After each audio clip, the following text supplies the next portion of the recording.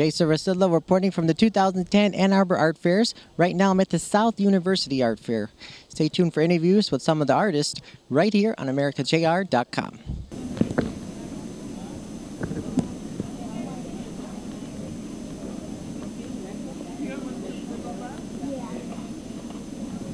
And I'm being joined by, what is your name? Darcy Bowden. And where are you from? I'm from Ypsilanti, Michigan.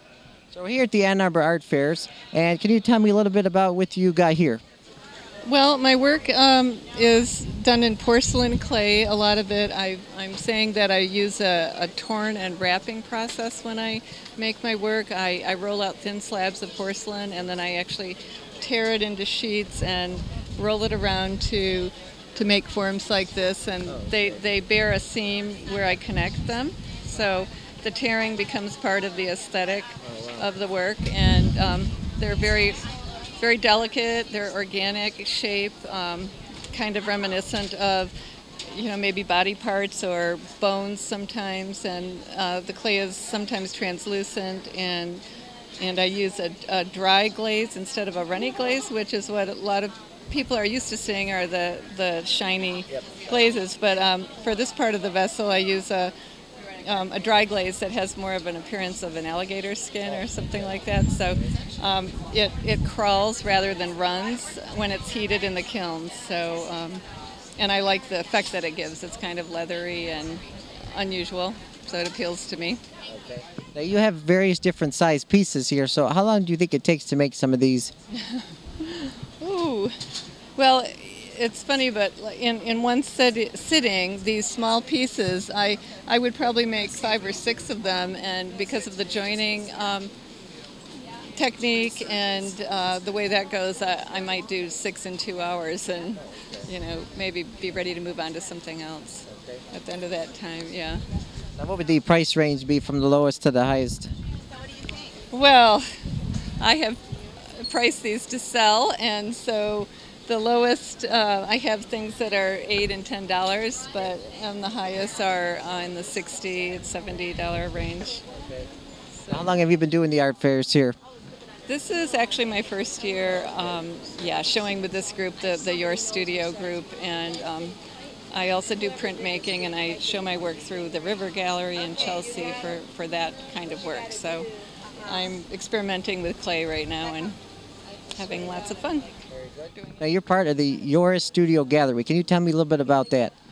Well, it's a studio located on Plymouth Road and Broadway, and it was started by Kay Yourist, who actually has an art fair booth down on State Street, and she has set up a place where students can come and learn to work in ceramics, either using the potter's wheel or in hand building techniques. And so there are many classes offered. She has a schedule that she posts on her website. And then what I do, there's also a status called community members, and you just pay a monthly fee and you go and work nonstop. So this is the first day of the art fairs. How do you think sales are doing? Well, they're steady. Yeah. Yep, there are people coming in and out of the booth constantly and purchasing, so it's good. I said your name out loud. The autumn you took me to hideaway at the end of you. And I'm being joined by, what are your names? Deborah Banyas.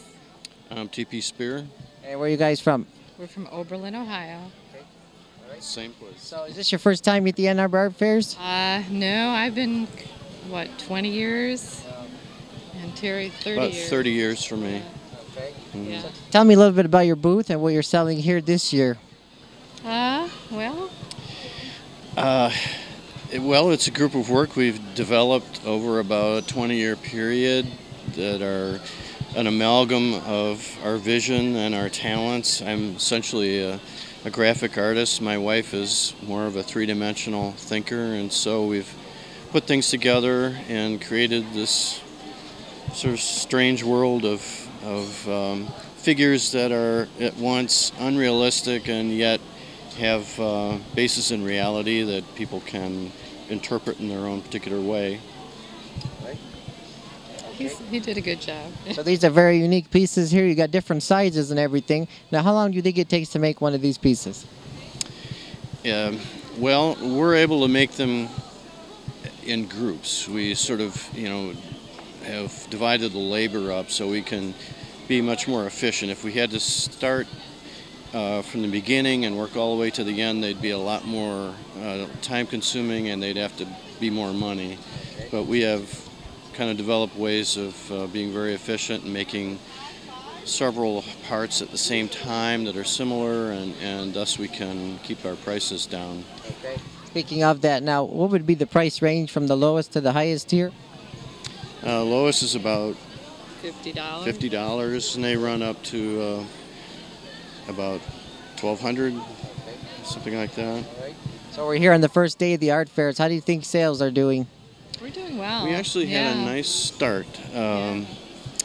Some good buyers came in early, and it's quieted down here in the heat of the afternoon, but we're pleased, considering the economy and that it has been, the last couple of years have been a little slow around here, so maybe things are looking up a bit.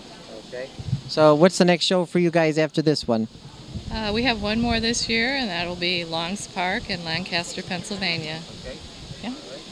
Any other comments on the art fairs today?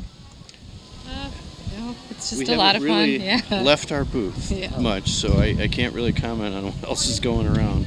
But it's a good crowd, and everybody seems in a good mood. So yeah.